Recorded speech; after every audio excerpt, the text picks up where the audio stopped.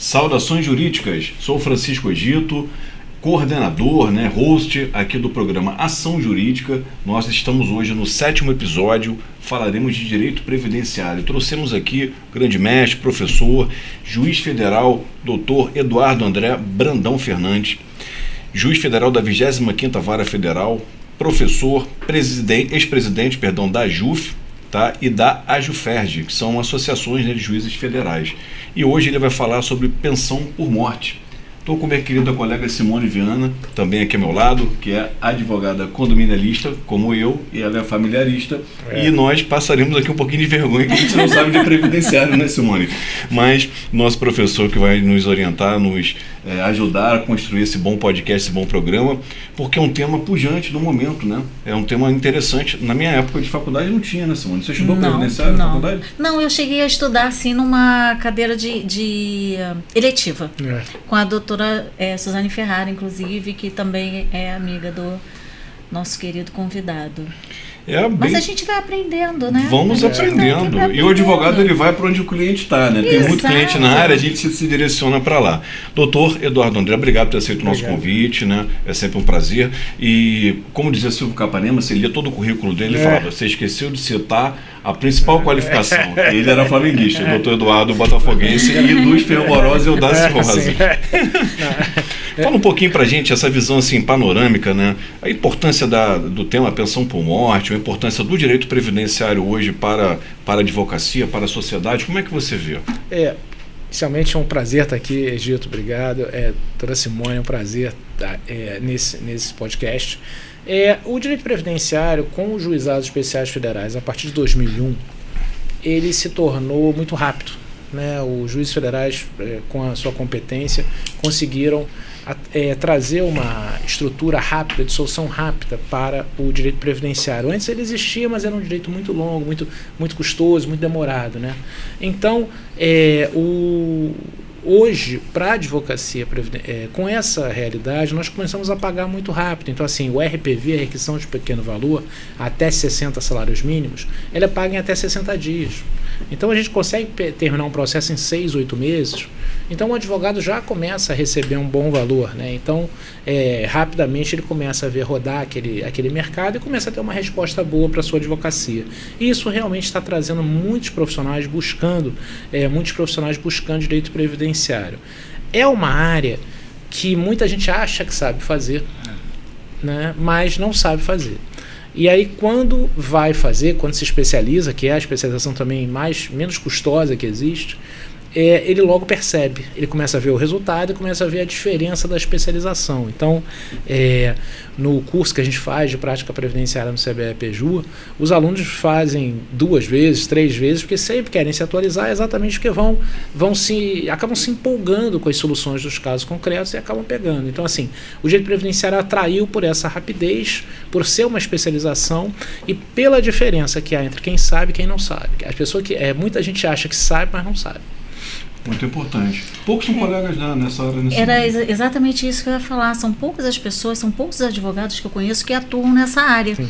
E realmente eu tenho visto os poucos que atuam, que eu tenho conhecimento, tenho até assim uma certa intimidade, né, de coleguismo, de amizade, eu vejo que eles cresceram muito. Então, eu queria até perguntar assim, o que teve de uma modificação que seja significativa para que esses advogados começassem realmente a se interessar por essa área do eu acho do que direito. Assim, eu atribuo essa rapidez, né, essa eficiência da Justiça Federal, também a Justiça do Trabalho caiu muito, né, e além disso, a preocupação da população em si, em se aposentar, em ter seus direitos resguardados. A gente vive numa situação de envelhecimento, né, assim, e tem também a questão do benefício essencial para os idosos acima de 65 anos, para os deficientes, que ganham um salário mínimo, né? Então, com o ganho do salário mínimo nos últimos 20 e poucos anos, ele passou a ser interessante. Então, uma causa hoje de 1 ano de salário mínimo de atrasados, você está falando de uma causa de 18 mil reais. Quer dizer, então já é alguma coisa que faz 19 mil reais, quer dizer, já faz uma diferença para o advogado, que vai ganhar 30% disso. Então, eu acho que é isso que atrai. Num prazo curto, né? Num curso para 6, 8 meses, ele consegue uma solução. Talvez ele consiga massificar, né? Meio que receita de bolo, e ele tem uma clientela entrando, para as questões mais triviais, Sim. ele dominando aquilo, ele consegue produzir mais ele escala, faz, né? ele faz o escritório dele rodar, às vezes ele nem precisa de escritório, né? Ele indo na casa dos clientes, atendendo mesmo na OAB, ele consegue ter esse mercado. E eu pensei justamente nisso, porque eu acho que muitas pessoas não sabem desses benefícios que tem. Então, eu acho que também é muito o papel do advogado se especializando, levar para os supostos, né, os pretensos clientes, essa possibilidade de ter esse benefício que até então não sabiam que tinham. De um modo geral, porque nós somos ignorantes aqui na área, né? Nós viemos de outras áreas de atuação da advocacia e eu até fico interessado em ter um sócio de serviços para atender na área previdenciária. Eu vejo com bons olhos essa dinâmica e, enfim, os cursos lotam, as pessoas procuram, mas de um modo em geral, quando se fala em previdência, o que a gente tem para o segurado, para a sociedade, de um modo em geral, para nós que não dominamos o tema, né? De maneira... se consagra, né, a aposentadoria, a pensão por morte, quando você recebe de um segurado de quem você era dependente previdenciário, a aposentadoria, quando você cumpre os requisitos, aí nós temos a aposentadoria programada, que é a antiga por tempo de contribuição, a aposentadoria especial, a aposentadoria por incapacidade. A aposentadoria por idade que nós tínhamos antes da reforma de 2019, ela continua existindo, mas como regra de transição, mas na minha concepção ela se misturou um pouco com a tempo de contribuição e virou a programada, porque nós passamos a partir de 2019 a ter idade mínima para se aposentar, né? O homem é com 65, a mulher com 62. E nós temos, no caso dos benefícios por incapacidade, a aposentadoria por incapacidade para aquela pessoa que não pode mais voltar a trabalhar, e temos o auxílio por incapacidade temporária, que é o antigo auxílio doença, que a pessoa está temporariamente afastada, ela vai receber um benefício de 91% do salário de benefício dela. Por exemplo, ela contribuía com base em 7 mil, ela vai ganhar 91% desse valor enquanto estiver incapacitada temporariamente, né? Então, são esses os benefícios que nós temos. O salário de maternidade para a mulher que teve filhos, 4 meses, né? O auxílio reclusão para aqueles segurados presos, não é para todo preso, é para o segurado preso. Na verdade, não é para ele, é para a família dele, é para os dependentes dele que vão receber esse valor, mas só para os segurados de baixa renda, que, salvo engano, hoje a gente está em R$ 1.905, né? Quem ganha menos que isso, 1.900 e alguma coisa, quem ganha mais que isso não gera direito ao auxílio reclusão, né? Nós temos também um auxílio acidente, que na verdade seria um auxílio sequela. Quando você sai de um auxílio por incapacidade temporária, você volta a ter a capacidade, mas tem com dificuldade, tem com sequelas daquele acidente. Então são esses os benefícios que a gente tem no direito previdenciário. Bom, como uma boa aluna, já estou fazendo minhas anotações aqui.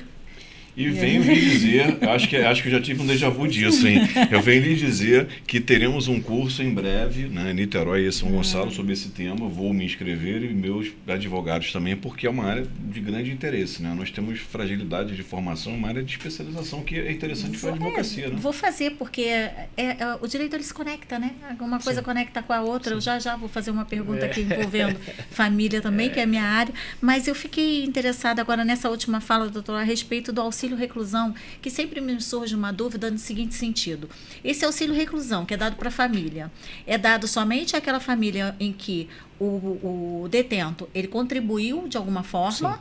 Só nesses casos, né? Casos. Se ele não for... é para todo presidiário. A gente teve um problema muito sério na época de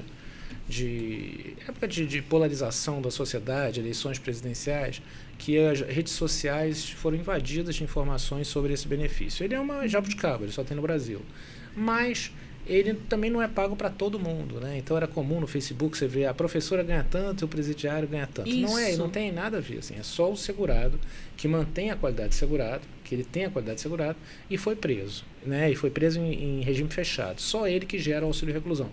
E ele precisa ganhar até R$ 1.900. Se ele ganhar mais que isso, a família dele não tem direito. Acho que é minoria, né? Que a maioria não é formalidade. Assim, quando veio a eleição de 2000, quando veio a lei de 2019, decorrente da eleição de 2018, em vez de acabar com o benefício, porque não poderia, que ele está na Constituição, o governo que entrou colocou, através de medida provisória e depois por lei, uma carência de 24 contribuições. Quer dizer, a pessoa precisa contribuir 2 anos para poder gerar o direito ao auxílio reclusão.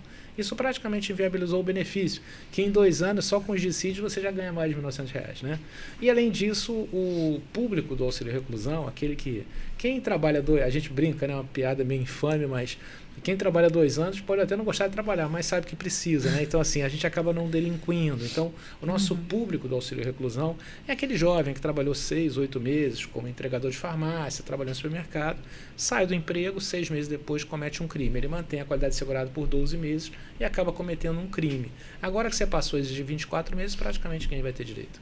Então o benefício meio que foi desidratado, né?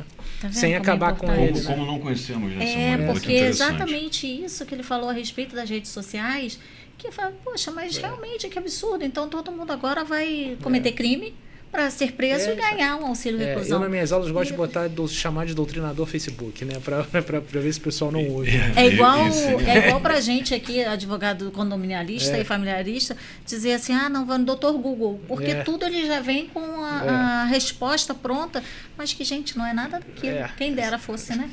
Se fosse assim, a gente não precisava ficar 5 anos na faculdade. É verdade, nem especializado depois. Não é? Vamos falar sobre pensão por morte, um tema muito interessante, muito importante. Explica para nós, né, para o público, para a advocacia em geral, que não domina, né, sobre previdenciário, o que é RGPS e RPPS?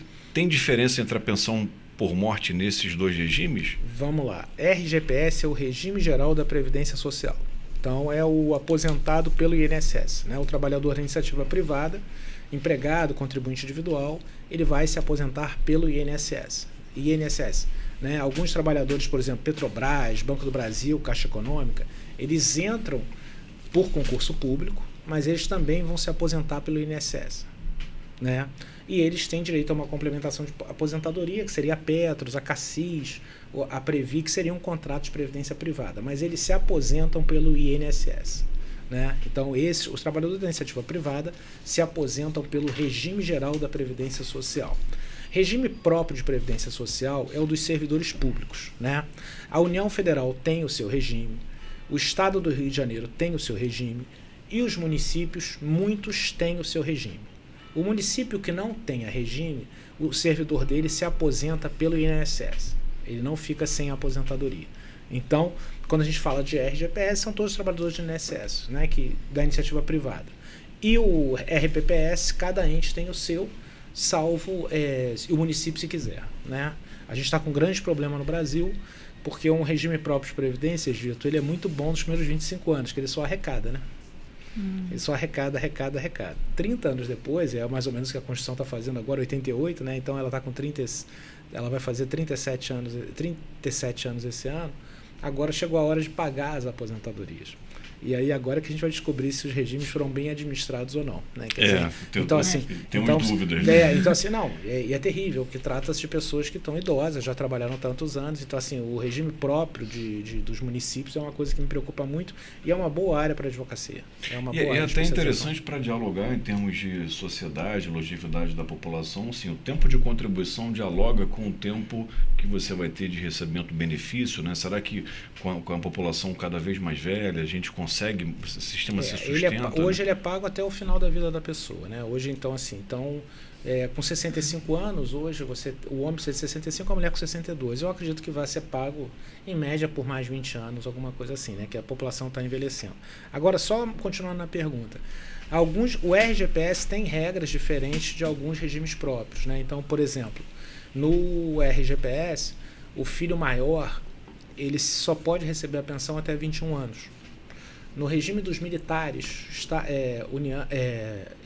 Exército, Marinha e Forças Armadas, o filho universitário até 24 anos continua tendo direito à pensão por morte. No estado do Rio de Janeiro, até 24 anos universitário também tem direito à pensão por morte. No regime federal, não tem direito à pensão por morte, só até os 21 anos. Então, assim, existem regras de diferenciação. Né? Outra regra de diferenciação muito comum. No RGPS, o marido paga 15% de pensão por morte para a ex-esposa, de pensão alimentícia para a ex-esposa. E ele casa de novo. No RGPS, se ele morrer, as duas vão dividir a pensão em valores iguais. No caso, seria 35% para cada uma. Né? Já é a área da Simone. Já é uma área dessa, sim. E já no regime do Estado do Rio de Janeiro, vai respeitar o percentual do divórcio, de 15%. Mesmo que ninguém esteja recebendo benefício, ela só vai receber 15%. Então, tem essas tênues diferenças e é importante a gente afirmar que aí não há inconstitucionalidade. É uma opção do legislador de falar, olha, vou proteger essa pessoa ou não. Vou dar um exemplo, por exemplo, eu tenho um filho de 22 anos. digamos que eu fosse professor da UERJ. Se eu viesse a morrer, ele não receberia a minha pensão por morte da União, mas receberia do Estado do Rio de Janeiro. E não tem mal nenhum nisso, né? Assim, porque ele tem 22 anos. Então, assim, é uma escolha dos regimes. Iria até 24. Viria até 24, porque ele é universitário. Então, são regras próprias de cada regime. Não há nenhum problema nisso, não há nenhuma constitucionalidade. Quem que pode receber a pensão por morte? Essa é uma questão muito importante, Egito, porque só quem pode são os dependentes previdenciários, são aqueles que estão na lei. Né? Nem todo mundo que o segurado depende vai ter direito à pensão por morte. Digamos que eu tenho um sobrinho de 14 para 15 anos. Digamos que eu pagasse a escola e o plano de saúde dele. Claramente ele é meu dependente financeiro. Mas se eu morrer, ele não tem direito à minha pensão por morte. Tem correlação com a advocação hereditária do Código Civil?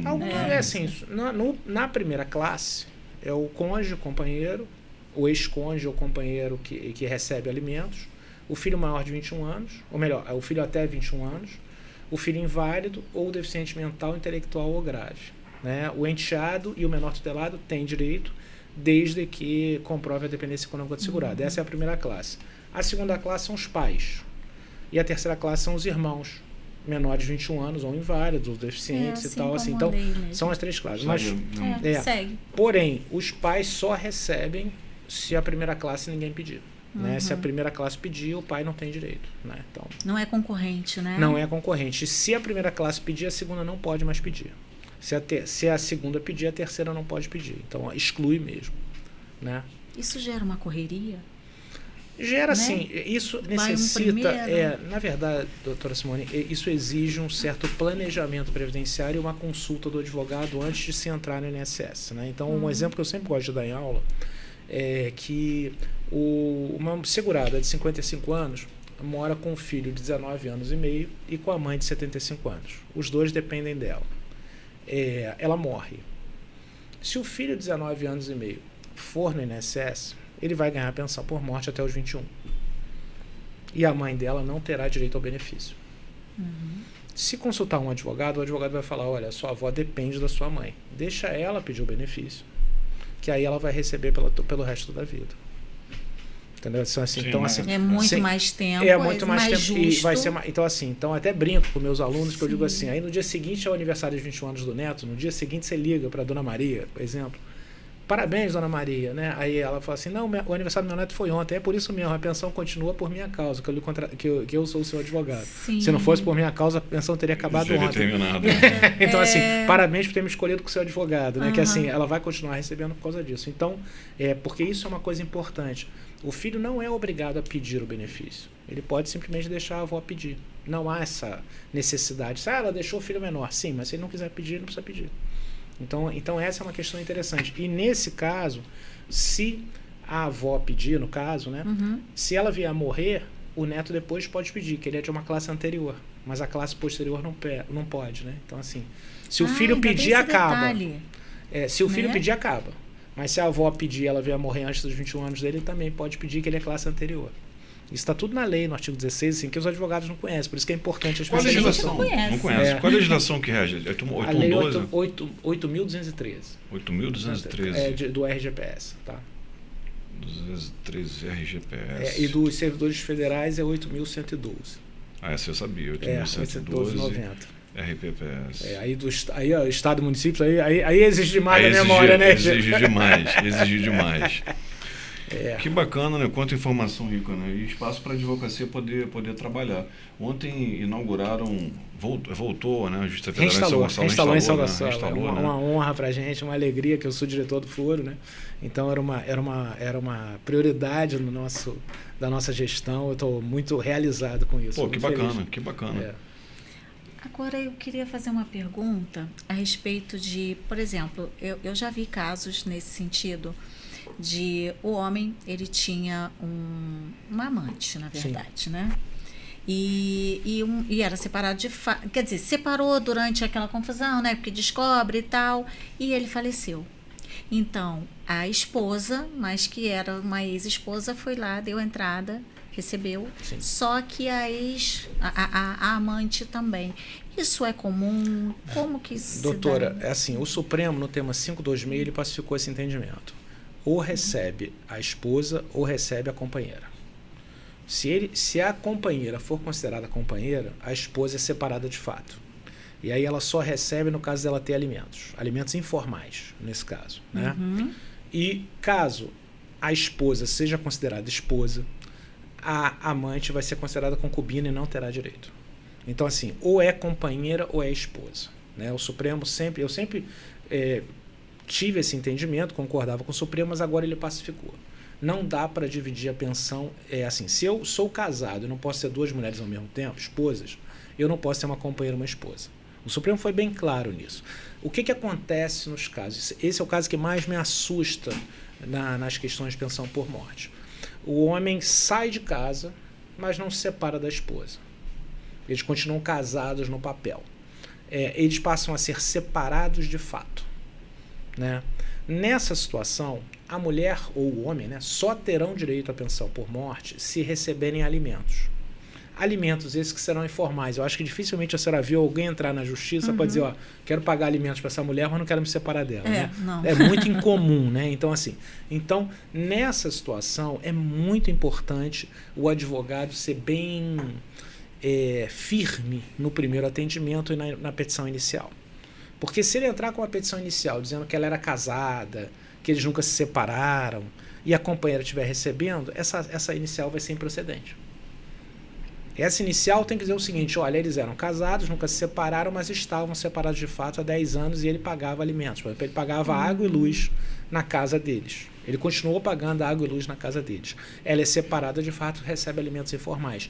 Ela estará protegida e vai dividir com a companheira. Mas veja, ela vai dividir porque recebe alimentos, não porque ele era casado com as duas, que ele tinha uma companheira e uma esposa.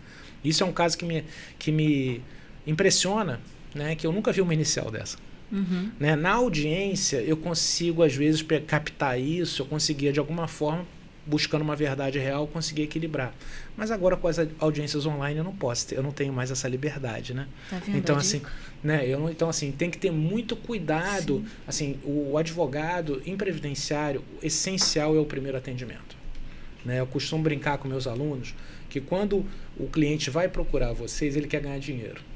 Ele não quer saber se amava mais ou amava menos, se o marido gostava dela ou não gostava dela. O sentimento ali não entra.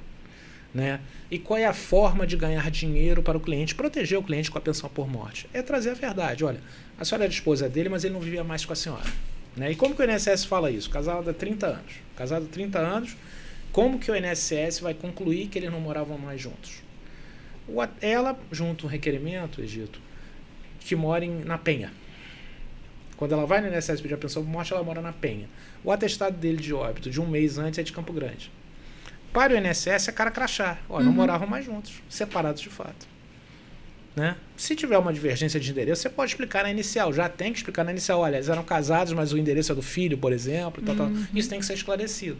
Mas com essas duas informações, 2 documentos, o INSS já conclui, separado de fato. E está certo, porque o separado de fato está na lei. Né? Então, assim, o advogado tem que ter esse olho mesmo, né? O olho de tigre, né? De falar, você foi indeferido por causa disso aqui. Como que eu vou explicar isso para o juiz? E aí o cliente tem que falar a verdade. Falar, ou esse endereço era do meu filho, ele é que declarou o óbito, é por isso que está aí, ou eu realmente não vivia mais com ele, mas ele me ajudava financeiramente. Então é muito importante essa eficácia. O seguro separado de fato me preocupa muito, porque eles são casados no papel, mas eles não vivem mais juntos e não gera pensão por morte. Eu já tive casos em audiência das senhoras ficarem balançando a certidão de casamento para mim. Né? O senhor está dizendo que isso não vale nada, e eu fico falando, a senhora quer mesmo saber? Né? Quer dizer, é terrível, né? Não é assim. Porque é constrangedor, mas eu tenho que ser verdadeiro ali. Né?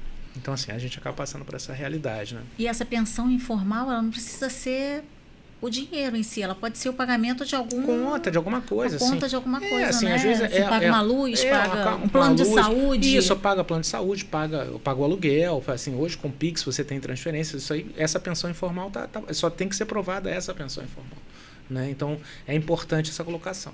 Olha que interessante, né? Já é bom para falar para os clientes, né? Para as clientes aí também nesse sentido, que estão separadas, eu tenho até um caso de uns clientes se separou, mas ele assim, ficou muitos anos, 40 anos com a mulher e ainda paga tudo. Acha assim, Sim. acabou o amor, mas tem aquela consideração, Sim, entre aspas. normal, o Então que é continua normal. pagando É. as coisas e ele não tem outra pessoa. É. Então, quer dizer, amanhã ou depois ele vem a falecer, ela teria direito. Exatamente. Ela tem direito desde que ela consiga comprovar Essa dependência econômica. Essa né? é uma outra coisa que a senhora está trazendo que é muito importante deixar sempre claro. Eu sou casado, né, tenho um filho de 25 e de 22. Se eu viesse a me separar, por exemplo, ninguém ia receber a minha pensão por morte. E todo mundo é feliz com isso, concorda? Uhum.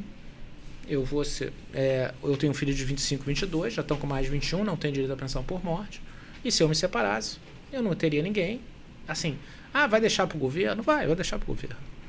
Que as pessoas têm uma visão assim, ninguém está recebendo, então eu não preciso provar muito que era companheira. Precisa provar. Precisa provar que continuava casada. Porque, na verdade, é necessário provar a sua qualidade dependente. Mas ninguém está recebendo. Muita gente já despachou com o doutor, não tem ninguém recebendo. Né? Não, não é assim, vai ficar sem receber. Se você não me provar que era companheiro ou esposa, não vai ficar sem receber. Então, assim, tem alguns costumes, alguns vícios da sociedade que a gente acha, a gente até brinca, né? Que o único princípio de direito previdenciário que o povo conhece é esse. Eu não vou deixar para ninguém, vou deixar para o governo, né? Todo mundo já ouviu falar de casos, aí depois a gente até pode tratar disso, de cuidadoras. Né, que o velhinho cuidava do viúvo, né, que morava sozinho. Isso assisti um pouquinho na sua aula. Morando em Copacabana, e ela dá entrada no pedido e residia em outro bairro. Já tem a diferença ali, então, realmente. Assim, se você olhar a cuidadora, ela vive com o velhinho na data do óbito. Ela está morando com ele há 1 ano e meio, há 1 ano, né? É ela e ele. Mas tem uma relação empregatícia que, obviamente, que é omitida, né? No caso que eu comentei, que o Egito está comentando, era uma senhora que morava na esquina da Rua Bolívar com Praia de Copacabana, ali na praia, Avenida Atlântica ali. Parecia ser um apartamentaço. E aí ela tem direito real de habitação. Como companheira, se ela era companheira, ela teria direito de habitação. E aí eu era juiz em Caxias, ela estava morando em Belfort Roxo. Eu falei, poxa, a senhora não ficou no apartamento? Não, estava com saudade da minha laranjeira de Belfort Roxo. Aí assim eu deixei para os filhos, né? Quer dizer, claramente era uma cuidadora que tá e digo mais, hein, pessoal, muitas vezes os filhos vão depor a favor dela, tá? A gente tem uma cultura na sociedade de que assim, vou ajudar ela que ela cuidou bem do papai. Então eu vou depor a favor dela, eu vou fazer um depoimento a favor dela, dizendo que ela era companheira do papai, que começou como cuidadora e depois virou companheira. Quer dizer, a gente tem essa cultura. Como o dinheiro não é dos filhos, né, é da sociedade toda, da viúva, né? Eles acabam dando um depoimento desse. Então, assim, mas eu pego nessa hora. Eu falo assim, por que a senhora está na frente da praia de Copacabana, a senhora vai para interior de Belfort Roxo? Doutor, tá com uma saudade da minha laranjeira, o senhor não imagina. Aí não dá, né? Aí realmente não tem como. Né? Tem que ter realmente um olhar bem clínico, né? Assim, uma perspicácia para perceber nessas... Até porque a cultura realmente é tirar alguma coisa, né? Então você tem que verificar não tem ninguém recebendo direito, pensão. Então, assim, nesse caso que eu peguei, era um servidor. Não era servidor, não, mas já de vários casos de servidor que fica com cuidadora e depois ela vai pedir a pensão porque não tem ninguém recebendo, né? Entendeu? Não é fácil, não. Com relação aos menores, tem diferença entre o menor tutelado, enteado, eles também fazem juiz a receber a pensão por morte do segurado? Eles podem receber, sim, mas eles têm que provar a dependência econômica. Tem que ter 3 documentos, né? Filho em comum, né, da mãe ou do pai com aquele segurado. Imposto de renda, escola como dependente, você precisa de 3 documentos. Nesse caso, é um dos poucos da classe 1 que você precisa de dependência econômica comprovada. Tanto o menor tutelado como o enteado. Eu nunca vi, tá, pessoal? Nunca apareceu na minha vara um enteado. E eu sou juiz há 26 anos. Enteado seria, desculpa a ignorância, paternidade socioafetiva, isso? Alguma coisa? Não é aquele. É o filho assim, o homem se casou com uma mulher e o filho que ela tem de um outro relacionamento é enteado dele. Sim. Porque senão seria paternidade socioafetiva ou maternidade socioafetiva. Mas isso tem que ser declarado. Entendi.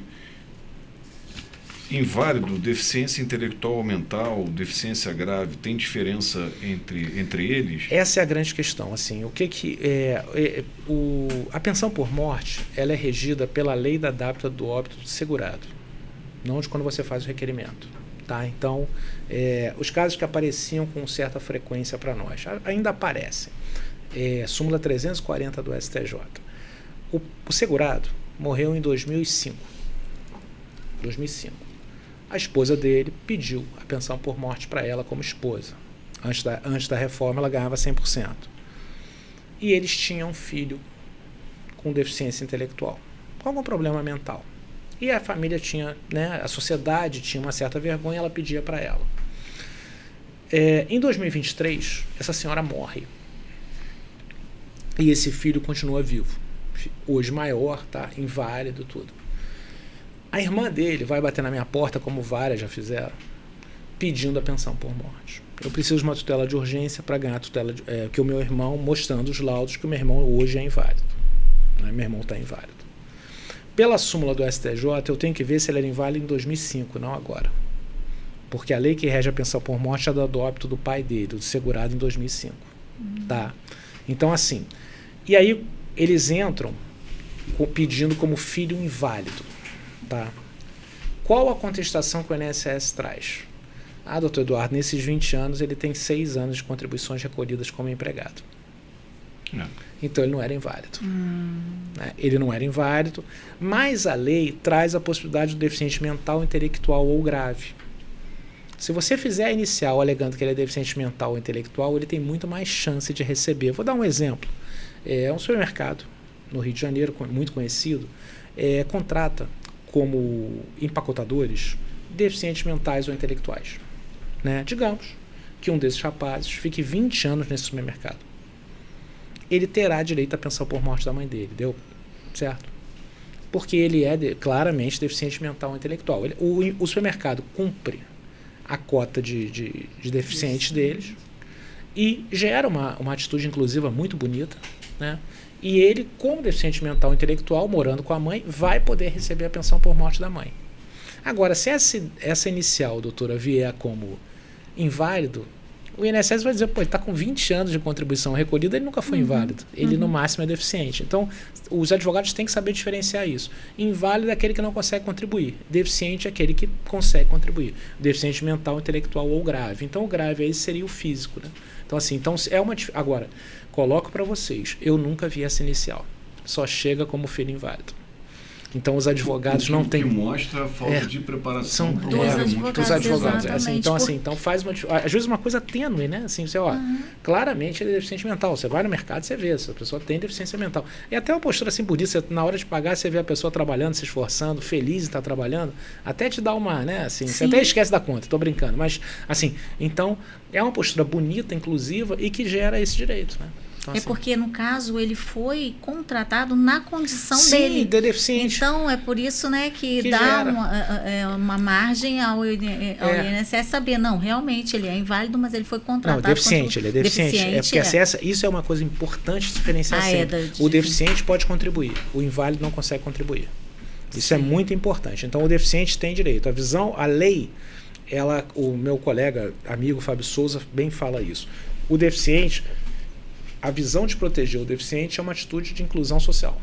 A lei que olha, eu quero que o deficiente participe da sociedade trabalhando, dando ao máximo dele para participar da sociedade. Então, eu vou dar a pensão por morte para ele, da mãe dele, do pai dele, porque a gente sabe, esse rapaz que é empacotador, ele vai ter um limite de crescimento profissional. Ele não vai ter. Então, assim, é justo que ele ganhe da mãe e do pai e também a dele, até a aposentadoria lá na frente. O inválido só receberia se não tivesse se fosse nenhuma contribuição. Exatamente. Pelo grau de invalidez. A gente até já julgou que teria direito, questão de esquizofrenia e tal, porque o esquizofrênico ele tem uma característica de 2 em 2 anos, ele consegue trabalhar 3 ou 4 meses. Mas é um caso muito específico, né? Tem que ter um estudo uma perícia muito bem avaliada. Muito bem avaliada, muito né? bem avaliada. E no caso a viúva, quando ela contrai no matrimônio novamente, ela perde? Vamos lá, a resposta depende, tá? No regime geral da Previdência Social, ela não perde. Ela pode casar de novo, que ela vai continuar recebendo a pensão por morte do ex-marido. Ela só não vai poder pedir, se esse segundo marido morrer, ou o companheiro, ela não terá direito, ela vai ter que escolher uma das 2 pensões. Então, o primeiro morreu, ela pode continuar recebendo e está casada de novo. Se ele vier a morrer, o segundo, ela vai ter que escolher uma das 2. Não pode receber 2 pensões de cônjuge ou companheiro em nenhum dos regimes. Mas, no estado do Rio de Janeiro e no estado de São Paulo também, se a mulher casar, ela perde a pensão por morte do primeiro marido. Então isso tem que ser um cuidado muito grande que os advogados têm que passar, né? Muita gente pergunta, Só o casamento? Vai fazer pergunta com base a união estável também. Estável Aconteceu assim, essa lei no Rio de Janeiro, ela teve uma situação muito cruel, Egito, que essa lei é de 79, mas ela não vinha sendo cobrada, né? Quando o Estado do Rio de Janeiro passou por uma crise aí, questão de políticos, até ela de um arroxo, ela passou a ser cobrada. Eu tive alunas que a cliente dela, ela ganhava 15 mil de pensão por morte do primeiro marido e o companheiro declarou ela no imposto de renda como dependente. Ela perdeu o benefício na hora, né? A outra pediu uma pensão do companheiro de um salário mínimo, ela ganhava tipo 10 mil, perdeu o benefício na hora. Então o advogado tem que ser muito atento nessa informação, porque, olha, eu sou viúva, posso casar? Depende do regime do teu ex-marido, do teu primeiro marido. Se for do Estado do Rio de Janeiro, Estado de São Paulo, e aí tem que olhar cada município. Na União não tem esse risco, nem no RGPS, mas no Estado do Rio de Janeiro, de São Paulo eu tenho certeza que tem. Tá vendo por que é importante procurar o advogado antes de casar? É isso aí. Se às vezes está trocando uma pensão por outra, porque tem mulher, né, que coleciona. Quer colecionar pensão. Não, é um risco assim, tem que ser colocado. Você troca uma pensão de 10 mil por uma de 1.000. Não, e aquela coisa, né? Assim, a mulher viúva ganha lá 20 mil de pensão por morte, como o marido era servidor do Estado do Rio de Janeiro. Vai casar de novo, aquele casal conta com aquela renda, né? É a renda do próximo marido com aquela pensão dela. Isso. O amor pode acabar já na lua de mel, né? Assim, agora, a partir de hoje, não é um amor, né? Que assim, já perdi 20 mil. Então, assim, é uma coisa que tem que ser colocada. Então, e principalmente um advogado que dá uma informação errada nesse caso vai ser, a mulher não vai recomendar ele nunca mais nas orações, né, Egito? Quer dizer, assim, né? Você está sendo gentil.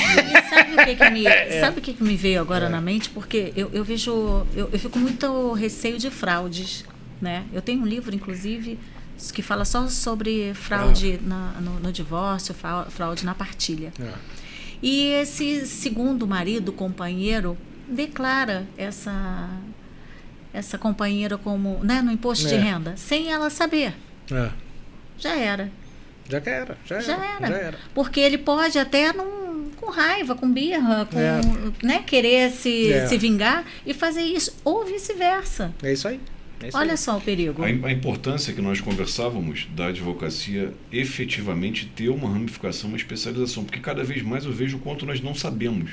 Você vê uma área previdenciária que inicialmente seria uma pensão, seria uma aposentadoria, ela tem uma complexidade, ela requer um profissional que conheça, que domine. Não dá para um advogado recém-formado, curioso, né? Entrar numa área. É verdade. Às vezes eu paro para pensar, eu estou há 20 anos na área imobiliária, 20 anos na área condominial, quanto eu tenho que estudar, cada vez mais verificar a atualização legislativa, mudança de instrumentos notariais, registrais, porque as coisas cada vez evoluem mais, né? E na nossa área nós já vimos, às vezes, chegava o cliente com um advogado para assessorar, e nós vimos que não sabia nada. Aí, o cara é criminalista, um camarada vem da área do trabalhista. Eu também nunca me atrevi a entrar em outras áreas. E se nós nos atrevermos a entrar, que é realmente um encaminhamento que nós vamos ter, lá no escritório a gente vai colocar um sócio de serviço, a gente vai colocar para fazer os cursos, pós-graduação, se especializar, porque efetivamente, agora mesmo estou vendo, né, é uma área extremamente especializada, muita legislação. Sim, né? Não, assim, essa questão da viúva casar, no caso dos militares, ela não perde a pensão se ela casar de novo, mas ela perde o direito a atendimento nos hospitais militares. Então ela perde, assim. Então, ou seja, o advogado ele tem que saber perguntar, inclusive. Exatamente. Né? Porque às vezes chega um cliente dizendo, mas eu devo casar em qual regime, eu vou fazer um pacto, só que não sabe, você tem alguma pensão? Isso aí. Você recebe pensão de algum militar? Você recebe pensão de um servidor do Estado? Eu tô rindo aqui dela, ela falou assim, Dito, mas eu sou familiarista, eu não sei nada de previdenciária. Ela já vai sair com a advocacia dela já com mais robustecida, né, para fazer o atendimento. Já ficam melhores. A presença de essa questão dos advogados não estarem especializados, na questão do separado de fato, que a gente já tratou, ela é muito clara. Os advogados tentam discutir comigo, mas eles eram casados. Eu, obviamente, com muita educação, tento colocar, doutor, o separado de fato está na lei. Não sou eu que estou inventando, né? Quer dizer, então o separado de fato está na lei. Até é uma coisa que eu critico um pouco na lei, que ela tem o separado de fato e tem o cônjuge ausente, que é sinônimo de separado de fato. E aí alguém pode confundir com a ausência do Código Civil, tal, mas na verdade... O primeiro pensamento que eu tive foi exato. esse. Então, assim, então separado de fato, ele está na lei, né? Quer dizer, então, assim, até uma crítica que se tem vou ser bem sincero, mas não estou aqui, não posso mudar a Constituição. Mas se nós não tivéssemos a união estável reconhecida, a gente teria o INSS, a gente teria 90% das audiências não ocorreriam, a gente não teria os processos. Hoje, para casar, você precisa de 3 vezes no cartório. Assim, eu não vejo por que esse apego à união estável que hoje a nossa sociedade tem, né? Essa coisa do nosso amor não caber no papel, que você gera muita decepção. Muita gente acha que tem direito a um benefício e não tem. No caso da união estável, o que é decisivo é estar junto na data do óbito. Então, assim, a mulher, volta e meia, eles juntam para mim, as partes juntam para mim, assim, 3 certidões de nascimento da década de 90, Egito. 95, 97, 99, nós tivemos 3 filhos, né? Esse casal teve um relacionamento, não teve? Sim, naquela época, né? O que você pode deduzir dali. Eles tiveram um relacionamento, eu não vou negar isso. Mas isso perdurou até a data do óbito. O que é decisivo para mim é isso. Né? E as pessoas têm uma certa dificuldade. Então eu vou dar exemplos de situações que a gente pega essa crença da sociedade e que não é. Então já apareceu para mim. Então um casal idoso, né? A mulher é diarista ou trabalha, a mulher ainda não se aposentou, tem que trabalhar, e o companheiro é viúvo e aposentado. Ele fica doente, ela não tem como ficar com ele todos os dias, que ela precisa trabalhar, e ele vai morar com a filha em Teresópolis, por exemplo, porque a filha tem filhos pequenos e vai poder cuidar do pai. E aí, beleza. 1 ano e meio depois ele morre. Essa mulher pede pensão por morte como companheira desse senhor. E ela me narra tudo isso. O relacionamento na cabeça dela nunca acabou. Porque não houve um rompimento, não houve uma briga, não houve, não quero mais te ver, não houve isso. Mas, na verdade, o relacionamento não perdurou até a data do óbito, concorda? Sim. Porque ela chega assim pra mim, eu falo, aí você ia lá, ficava lá o final de semana com ele? Não me dava bem com a filha, então eu não ia lá. Ou seja, o relacionamento acabou. E vejam, o sentimento pode não ter acabado. Se ele estivesse bem de saúde, ele estaria com ela. Não sei se deu para entender. Mas não estavam juntos na data do óbito. E essa mulher é até honesta comigo. Ela faz o depoimento todo nesse sentido, achando que vai ter direito, narrando isso. E eu tenho que julgar improcedente porque ela não vivia com ele até a data do óbito. Nesse caso, ela teria direito se ele continuasse depositando dinheiro na conta dela, sustentando, ajudando ela nas despesas, o que não ficou provado, entendeu? Então, assim, são situações, a união estável precisa ser até a data do óbito. Mais ou menos dentro de uma pergunta que a gente anotou aqui, já soube de mulheres casadas por 30 anos e quando o marido morreu tiveram a pensão negada mesmo sem ninguém ficar recebendo. É possível? Separados de fato? Quem são esses? Tem direito? Já é possível. É aquela questão que eu comentei da mulher que é casada há 30 anos, ninguém pediu a pensão, mas ela faz o requerimento e junta o endereço da Penha, por exemplo. E o marido morreu morando em Niterói, 1 mês antes. Para o INSS, eles são separados de fato. E esse caso aí que a gente falou ninguém vai receber a pensão. Seria a união estável em que efetivamente eles não têm mais a coabitação. Não tem mais a coabitação, não viviam mais juntos. Se tivesse aqueles alimentos informais. Pagando a luz, aí ele teria de uma dependência. Agora me diz uma coisa, com relação às relações homoafetivas, isso também já está... A relação homoafetiva desde de 2000, que já é deferido pelo INSS. A relação homoafetiva desde 2000 já é deferido pelo INSS. A União demorou um pouco para reconhecer pelos servidores, mas hoje já reconhece sem problema. O companheiro homoafetivo ele chega pouco ao judiciário, por quê? Como a nossa sociedade ainda é muito preconceituosa, muito discriminatória, ainda discrimina muito, eles se cercam de muitos documentos. Então, quando o companheiro morre, ele já leva no INSS e já ganha. Então, administrativamente, que ele já tem tanto documento, ele já sabe que a sociedade é tão preconceituosa que ele já se arma, ele já como todo mundo deveria fazer. Como todo mundo deveria fazer. Né? Então, ele companheiro planejado. Exato. Então, o companheiro homossexual, ele tem essa característica. Tem um caso assim, agora, quando vai para o judiciário, né? não é a figura do informante testemunha quebra um pouco, né, Egito? Porque eu não posso perguntar se eram 2 homens que moravam juntos. Eu tenho que perguntar se eram 2 homens que dormiam juntos. Então tem que ser alguém muito próximo, né? Tem que ser alguém muito próximo, tem que ser alguém que conhecia efetivamente o casal. Se eu for me prender em testemunha informante, eu não vou poder ouvir essa pessoa. Eu vou ficar ouvindo no vizinho, os vizinhos que vão dizer, essas 2 mulheres moravam juntas. Esses 2 homens moravam juntos. Isso aí não me basta. Tem que ter uma relação de companheirismo, de família, né, de intuito. Então, assim, o companheiro homossexual, normalmente ele ganha administrativamente, que ele já busca os documentos, mas quando vai para o judiciário eu tenho que usar para o informante. Né? Eu tenho um caso engraçado de um amigo meu, que ele, um colega meu, 2010, 2011, ele foi fazer uma audiência de 2 mulheres, né? Que era um casal de mulheres, e uma morreu, né? E aí a outra estava pedindo a pensão por morte, foi negado. E aí ele foi ouvir a testemunha. E a testemunha, ele perguntou assim, em 2011 ou 2010, assim, vem cá, quando começou o relacionamento? A testemunha, 17 de dezembro de 95. Nossa. Aí ele, pô, como que a senhora sabe, né? Eu já sabia, ele conta isso para mim, para mexer comigo, né? Aí ela falou assim, não, porque começou em General Severiano na comemoração do título brasileiro do Botafogo contra o Santos. Se tinha alguma assim, coisa aí foi assim, realmente aí ele falou assim, né? marcante. E aí, então assim, elas começaram a se relacionar na festa do título em General Severiano. E aí ele brincou, né? Ele, coitado, não teve sorte na escolha do time. Ele falou, porque o meu time quando é campeão eu não sei as datas. E a testemunha levantou na audiência, a testemunha levantou na audiência, Flamengo? Ele falou, sou. Aí a testemunha fez, levantou e fez assim. Eu falei, você tinha que ir pra corregedoria por ser desse time, né? Assim, então, mas vejam, essa testemunha, Gito, é um informante. Se eu for me prender naquela coisa de que tem que ser distante, não, ela sabe, ela viu quando começou. E 16 anos depois, sei lá quanto tempo depois, ela lembrava daquilo. Né? Então, assim, é a questão do companheiro homossexual que você tem que o juiz julga a sociedade como ela é, não como ela deveria ser. E, infelizmente, ainda tem muito preconceito e discriminação, né? Então a gente tem essa preocupação. Mas o companheiro homossexual, normalmente, ele ganha já administrativamente. Interessante. É que todo mundo deveria fazer, né? Ter essa prova constituída. Essa coisa do nosso amor não cabe no papel, né? Aquela piada infame, né, doutora? Assim, o brasileiro nunca tem nada, mas toda enchente ou ele perde tudo. Não tem? Então, assim, a gente acaba ficando assim. Não tem como você justificar que você não tenha nada de documento, né? Não tem como, assim, como que eu vou provar que eu vivi com essa pessoa até a data do óbito se eu não tenho nada, né? Assim, é meio, né? Não é absurdo a gente cobrar isso, né?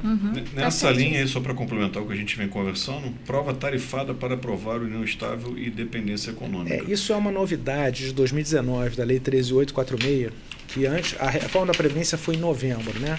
Essa lei é de julho, mas essa regra já veio numa medida provisória de janeiro, 871, né?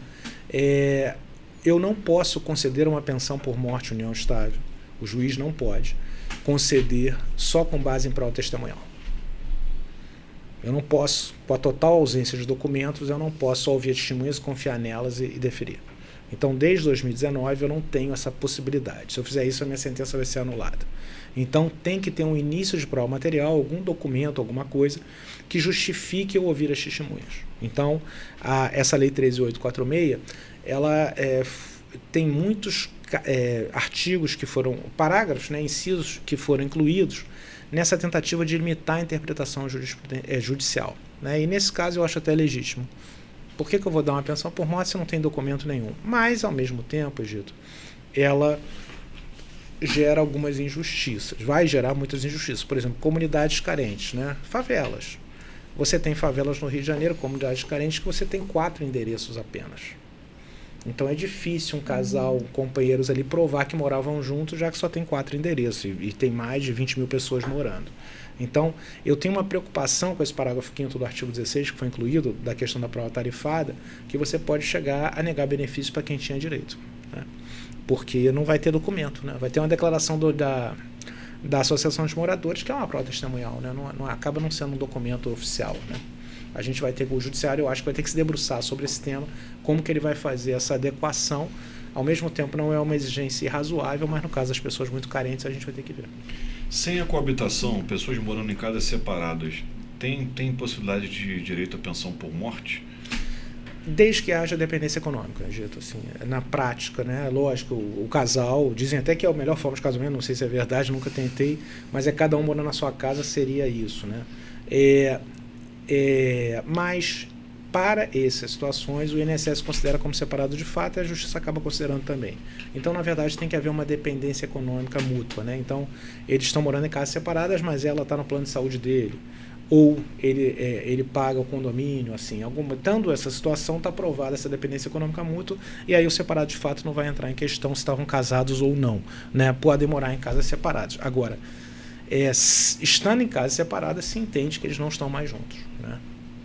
Deve ser bastante complicado, eu fico analisando aqui, quando a pessoa é declarada como ausente ou com uma morte presumida. Como que faz? A morte presumida é bem interessante porque ela é terrível, né? Mas o Rio de Janeiro possivelmente seja o campeão mundial de morte presumida, né? Assim, que é a ausência de corpo, né? A questão do micro-ondas, desaparecimento, tudo. Essa pensão por morte, ela só é deferida da decisão judicial. Então o advogado tem que ter muito cuidado com ela, porque ela não vai dar atrasados. Não vai dar 30% de atrasados, que é da decisão judicial, é da sentença. Porém, a ausência do Código Civil fala, salvo engano, em 5 e 10 anos, né? 5 anos pelo menos. E a ausência previdenciária são só 6 meses. É só fazer o BO do desaparecimento e 6 meses depois já pode no INSS pedir. Vai ser negado, vai entrar na justiça e vai ganhar. Eu não me lembro de ter tido situações de eu julgar improcedente morte presumida. Né? Mas todos os advogados que eu vi demoraram 5 anos para entrar. Quer dizer, então o advogado previdenciarista foi quando ele viu a ausência ali, mas na verdade a ausência previdenciária é de 6 meses. Se ele pedir, fez o BO de desaparecimento, em 6 meses ele já pode pedir a pensão por morte. Né? E aí ele acaba ganhando mais rápido. Ele pode ganhar. É interessante para ele cobrar o prolabore porque vai ganhar mais rápido. Porque a natureza previdenciária realmente é mutualismo, assistência, né? Uma coisa previdenciária, né? Diferente. Tem um olhar diferente. Tem um olhar diferente. E acidentes, né? Em que não há dúvida aquele acidente terrível que aconteceu agora em Ribeirão Preto, do avião caiu. Quem estava ali naquele avião, você já pode pedir a pensão por morte imediatamente, mesmo que você não demore para reconhecer o corpo. Se está provado que a pessoa estava no avião, não teve o avião da Chapecoense. Então, assim, quem não sobreviveu, não precisa reconhecer o corpo, estava ali, já gera pensão por morte. Público, não precisa dos 6 meses, né? Então, assim, isso é uma informação importante. Esse podcast aqui, ele está mais de perguntas do que de conversa, né? Porque eu estou aqui, assim, só querendo perguntar, sabe? Quando começa a falar, assim, eu já fico na outra pergunta. Porque eu já me veio aquela pergunta que eu fiz no início da pessoa que está presa, né? E se ele morre? A mulher ganha pensão por morte. Ganha pensão por morte. Né? Porque eu já fiz aqui uma associação, não que eu soubesse, eu fiz uma associação, porque se ela recebe a pensão por ele estar, né, ali preso, se ele morre também recebe. Ou seja, vai ter mulher querendo que o cara morra, né? Eu espero que não seja, não encare como planejamento previdenciário, né? É triste, gente, mas... E a duração dessa pensão? Ela é vitalícia? Ela tem um prazo? Vamos lá, Egito. Isso é um caso também que isso mudou em 2015, tá? Em 2015, vocês talvez não lembrem, mas houve uma certa manifestação na sociedade no sentido de mulheres que recebiam a pensão dos 25 aos 86 anos. Então, havia algumas críticas, assim, reportagens, assim, aleatórias, que diziam, essa mulher recebeu a pensão por morte por 61 anos, né? Nunca trabalhou e tal. E aí a lei considerou como legítimo, né, como uma demanda da sociedade, limitar a pensão por morte. Então, uma mulher ou um homem que tenha ficado viúvo até os 22 anos, ele só vai receber a pensão por 3 anos. Ele tem condição de se recolocar no mercado, trabalhar, a lei entende isso, assim, por 3 anos tudo bem. Aí 22 a 27, 6 anos. 28 a 30, 10 anos. 30 a 40, 15 anos. 41, perdão. 42 a 44, 20 anos. E a partir dos 45, vitalício. Leve em consideração a idade que o dependente tinha na data do óbito do segurado. Não adianta pedir depois, né? Então, era a única coisa que eu sabia. Até que não é tão injusto, né? Não sei se você é muito jovem, mas assim, eu considero, sempre falo isso com meus alunos, a gente tem uma bomba relógio para explodir, tá? Na minha visão. Essa lei é de 2015. Pensemos numa mulher que nunca trabalhou e que ficou viúva aos 42 anos, Egito. Ela vai receber essa pensão por 20 anos. Aos 62 ela vai perder o benefício. Se ela não tiver um advogado instruindo ela a contribuir, ainda que 5% sobre o salário mínimo para ganhar um salário mínimo lá na frente, aos 62 anos ela está condenada à fome. E o benefício essencial ela só pode pedir aos 65. Então, assim, eu tenho medo, porque essa pessoa vai procurar um advogado, às vezes um curioso, assim, pagaram a minha pensão por 20 anos, agora cortaram. Ela vai entrar, o advogado vai entrar na justiça e o INSS vai falar, é a lei. Porque a lei é de 2015, então ninguém parou de receber, né, quem pegou a pensão 42 anos, né? Então, assim, é algo muito perigoso, é uma bomba relógio que vai explodir lá na frente, por isso é necessário um advogado. Recolhe contribuição todo mês para com 15 anos de contribuição você se aposentar. E a gente leva em consideração também que a população idosa ela está aumentando e a população jovem não. As pessoas hoje em dia têm um filho ou um pet. É isso aí. Não estão tendo nem filhos. É isso aí. Ou seja, quem está contribuindo? Então assim... Né? A quantidade de pessoas que vão necessitar do INSS é muito maior do que aquelas que estão contribuindo. Sim, hoje já é assim, né? Então esse caso que eu estou trazendo é uma preocupação muito grande que eu tenho. Uma preocupação muito grande que eu tenho, que a gente pode ter problema lá na frente, sim. Né? Que é uma coisa que a gente tem que estar muito atento, porque a lei mudou. Eu não sei se houve um tempo de maturação da sociedade em relação a essa nova lei, né? E aí... isso pode gerar problema lá na frente. Pergunta do nosso anfitrião do podcast aqui, né, do nosso espaço aqui, que também é colega advogado. Pensão por morte para viúva de militar que pagava pensão para ex-mulher. A lei mudou. Antes dividia 50-50. Agora se mantém a pensão percentual da ex-mulher e a viúva recebe percentual restante? Hoje se respeita o percentual. A lei de 2019 dos militares mudou para respeitar o percentual do divórcio, né? O quanto ela recebia. Então, é até interessante essa questão, que então, a mulher recebia 30% de pensão alimentícia. Ela só vai ganhar 30% de pensão por morte, mesmo que o marido não tenha deixado para ninguém. Tá? E aí vem o grande desafio, né? E se for separada de fato? Qual o percentual que ela vai receber, né? Vai depender, acho, do quanto ele contribuía informalmente. Né? Mas muitos advogados acham que vai ser 50-50, né? Então, assim, as pessoas têm que estar bem atentas com isso. Mas nesse caso, assim, ela estando casada ainda e ele falece, qual seria o percentual? Aí ela fica com o resto, né? Aí ela fica com tudo, né? Com tudo. Se tiver ex-mulher, aí se ela vai ganhar 70 e a outra 30. Ah, né? tá. Se for demonstrado que ele contribuía informalmente. Com essa pensão alimentícia. A lei de 2019, também do RGPS, aí todas seguiram isso, também coloca aquele caso do divórcio, o homem se divorcia da mulher e se compromete a pagar a pensão por 2 anos. Se ele morrer nesse período, a mulher só recebe pelo restante até chegar aos 2 anos, né? Ela não recebe para a vida toda, não, né? Assim, até uma questão interessante. Que é a pensão compensatória, né? Que se dá e aí... Aí a questão toda, doutora Simone, é a seguinte, se por acaso, em vez dele, ele estava obrigado a pagar por 2 anos, ele paga por 3. Aí ela vai ter direito, que ele passou do prazo de 2 anos, pagou até a data do óbito. Que ali ele pagou até a data do óbito. E pode ser qualquer valor, pode ser ser a conta de luz somente. O governo não entra na tua casa para saber quanto você precisa para viver. Quanto é a dependência econômica. Se eu estou na classe 1 e dependo daquele segurado, eu tenho direito à pensão por morte. Vou dar um exemplo aqui que eu sempre dou em aula. Digamos que uma mulher se separe do ex-marido e deixe ele no plano de saúde da empresa dela, R$250 por mês. Ela se separa dele e volta a viver com os pais, né? E na casa dos pais ela gasta 8 mil por mês, né? Se ela viesse a morrer, quem teria direito à pensão era o ex-marido, por causa de R$250. Sendo que os pais dependem muito mais economicamente dela. Né, mas ele dava ela dava 8 mil na casa dos pais, né? Por causa da classe. O ex-marido está na classe 1, né? Aí eu costumo brincar com meus alunos. Eduardo, você seria capaz de fazer isso? Eu falei, olha, eu não faria isso, mas toda segunda-feira eu ia dar o cardápio da semana, né? Assim, aí se minha sogra, aí eu falo, semana passada a carne estava salgada, eu acho que eu vou ter que pedir a pensão, né? Tô brincando, obviamente, né? Mas é só para fixar o tema, né? O exemplo, né? O valor da pensão, acho que nós já pegamos aqui, 91%, é isso? Não, a pensão antes da reforma de 2019 era 100%, né? O aposentado ganhava 7 mil, ela vai ganhar 7 mil. Hoje é 60% se só tiver um dependente, só tiver a esposa. Então, o 91% era o quê? É o auxílio doença, hoje é auxílio por incapacitado temporário. Então, assim, se ele ganhava 7 mil, se deixou só a esposa, hoje ela vai ganhar 4.200.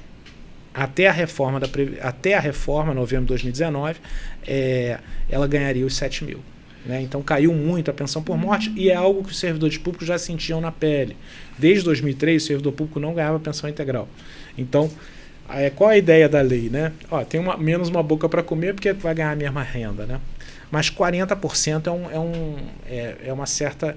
É muito grande, né? Assim, é uma pancada muito forte naquela família que ganhava 7 mil e vai passar a ganhar 4.200. Né? E a parte tributária? Tem INSS retido, imposto de renda, tudo não, normal? Sobre aposentadorias e pensões não incide contribuição previdenciária. Só imposto de renda, só imposto de renda. Imposto de renda normal, mas contribuição previdenciária não, né? Contribuição previdenciária só incide para os servidores no valor que ultrapassar o teto da Previdência, que hoje está em 8 mil e pouco, né? Interessante. Tá. A gente já falou isso também, a viúva pode casar e manter a pensão por morte, né? Eu falei, depende, né? No estado do Rio de Janeiro e São Paulo, não. Sim.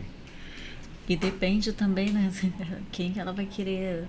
Sim, né? É verdade. A Foi pensão, né? Aquela questão de ter que perguntar. Você ganha pensão? Você quer a pensão dos 10 mil ou a pensão dos mil? Porque esse você ama. Você não pode colecionar, pensões. Não pode colecionar. Quem você amava mais? Mas ele quer casar, e aí, como é que fica? Se somente casar, já perde o benefício. Já perde o benefício. Aí, mas não vou casar, vou fazer aqui uma união estável, vou morar com você. Aí ele vai lá e bota no INSS. Aí perde. Se tiver união estável, já perde o benefício. Se tiver aprovado a união estável. Pagou o plano de saúde dela. Ela Botou usa o dinheiro dela só para ir no salão, para fazer as plásticas, para ficar bonita. Aí ele vai, não, meu amor, eu vou pagar teu plano de saúde. Deixa comigo. Já era.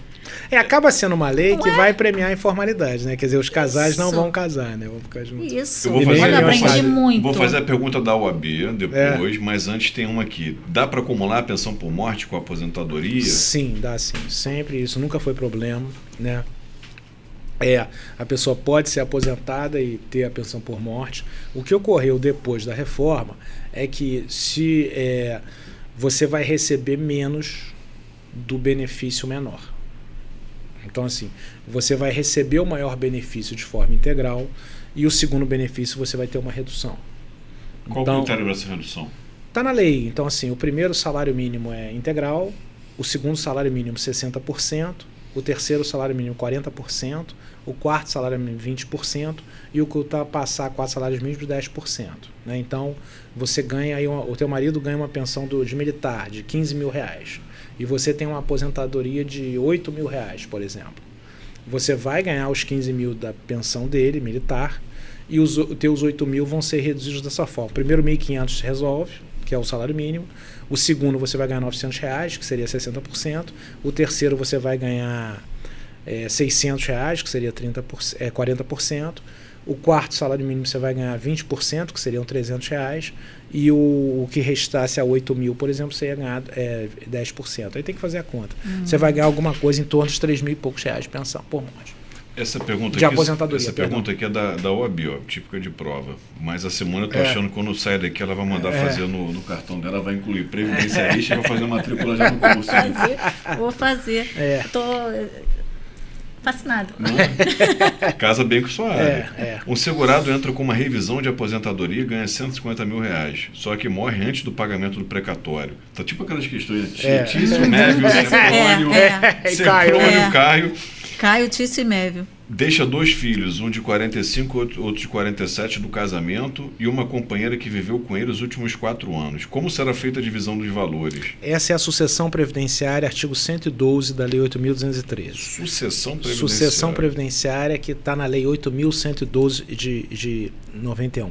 Esse caso é interessante tratar porque o STJ, no informativo, teve que afirmar a validade da lei. Olha que absurdo, né?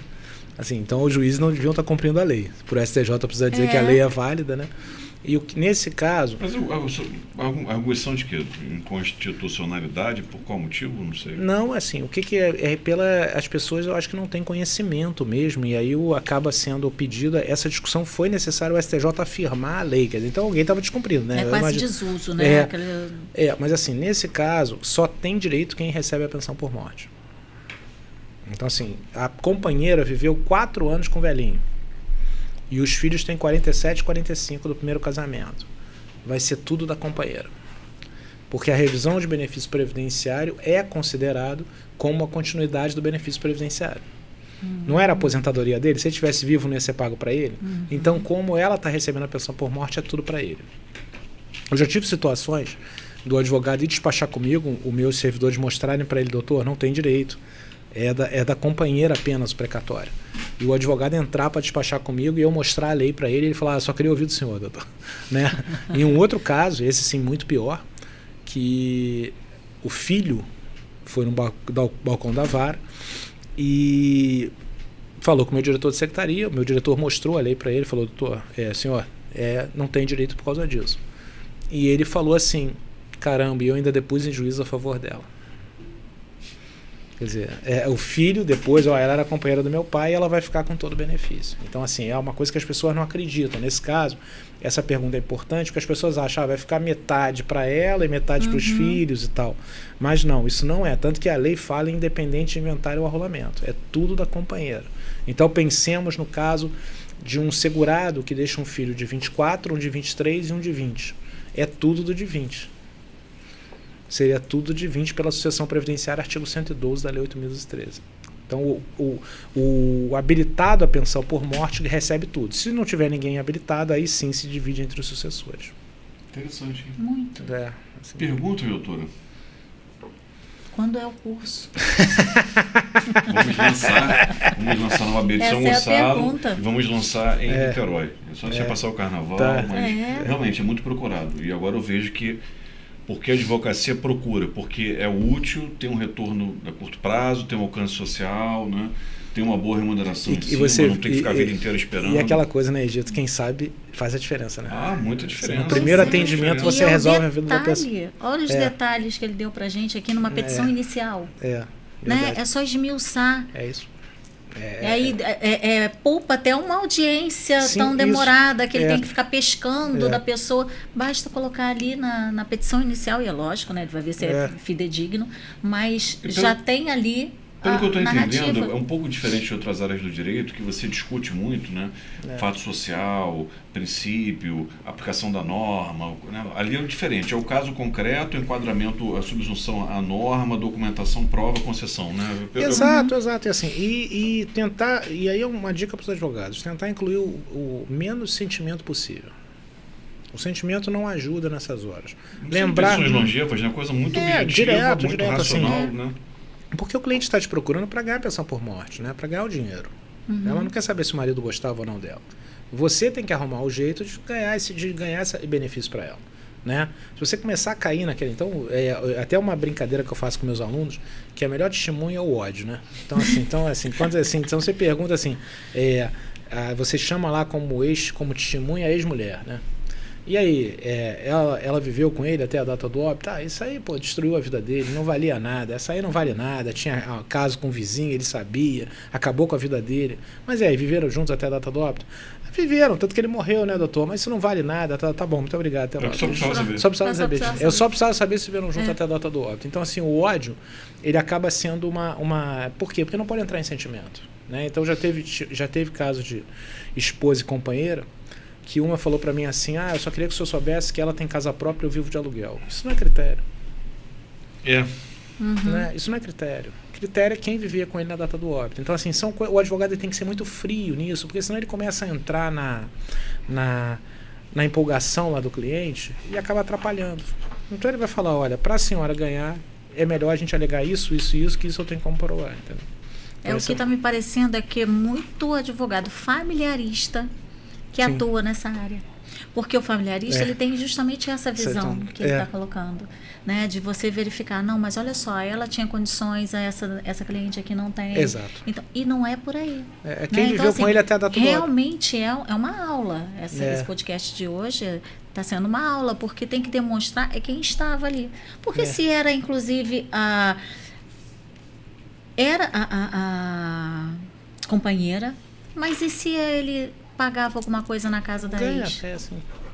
Não tem nem como provar, né? Assim, o caso da água e luz é interessante, doutora, porque a companheira diz que ele não ajudava ela em nada. Como que ela vai dizer que não era ele que pagava, né? É até difícil, é uma prova em contrário. Você tem uma inversão do ônus da prova.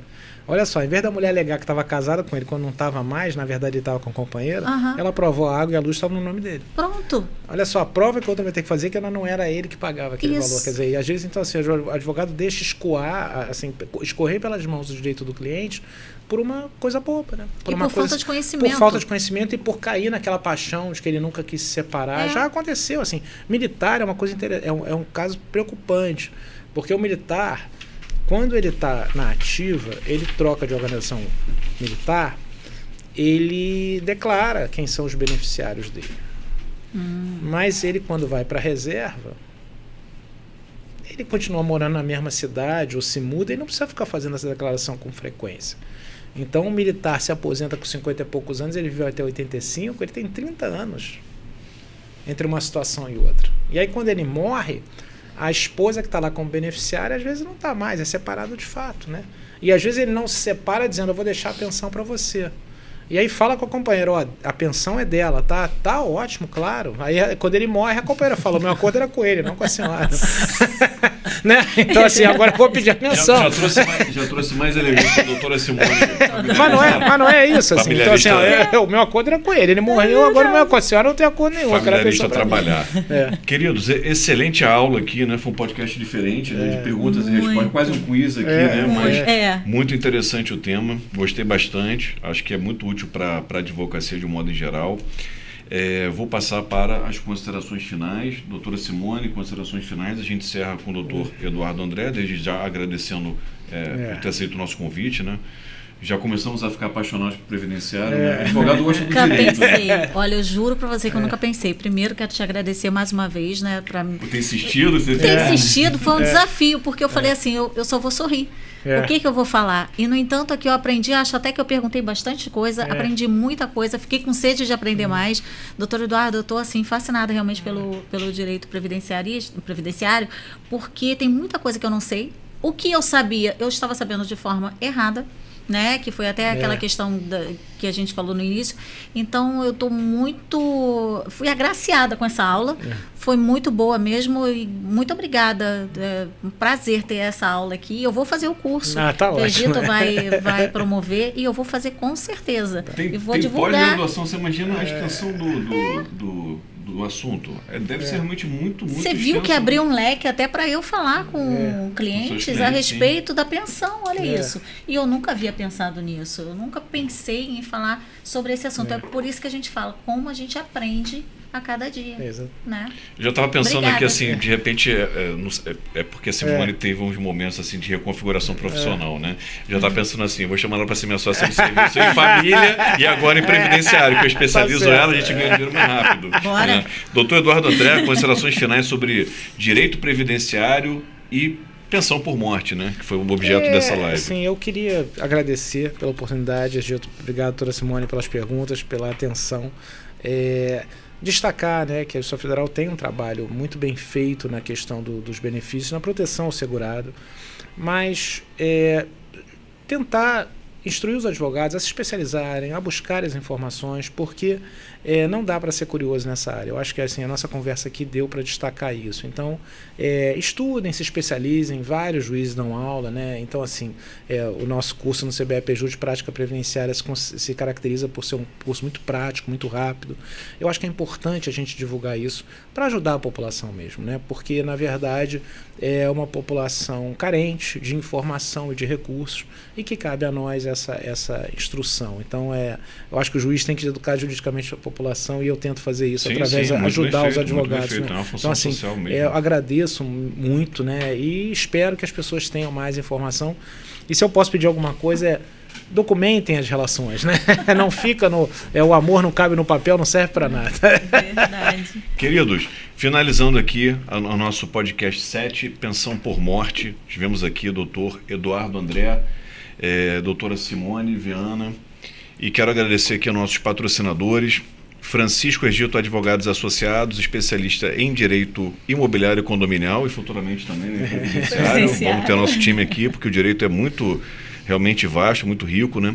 CBE Pejur, pós-graduação na área jurídica, especializa-se em direito previdenciário, botei até na frente, militar, trabalhista, imobiliário e condominial. Anacrim, Associação de Advogados Criminalistas, né, a que mais cresce no Brasil, fortaleça sua carreira com apoio networking. Entre em www.anacrim.adv.br, conheça a associação que nasceu para defender a advocacia criminal. Minha querida Andréa Perazzoli, referência em ciências criminais, especializada em direito penal econômico, Tribunal do Júri. Site www.andreaperazzoliadvogados.adv.br. Simone Viana Advocacia, especialista em direito condominial, famílias e sucessões, em breve previdenciário, né, com experiência em soluções personalizadas para transformar desafios jurídicos em tranquilidade. Leve Contabilidade, contador condominial, também é parceiro dos advogados, proteja seus rendimentos, abra sua PJ com Gilcimar Conceição. Plano de saúde é muito caro, procura Rafael Thiago, vai te ajudar a economizar, desconto de até 40% no plano de saúde, desconto exclusivo para advogados e membros do judiciário.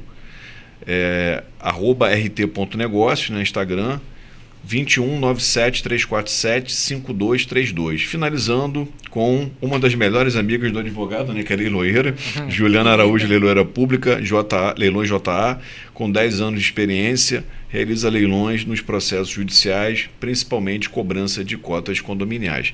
Queridos, com o agradecimento aos nossos patrocinadores, encerramos aqui nosso 7º podcast. Muito obrigado a todos, um abraço e até a próxima. Obrigado.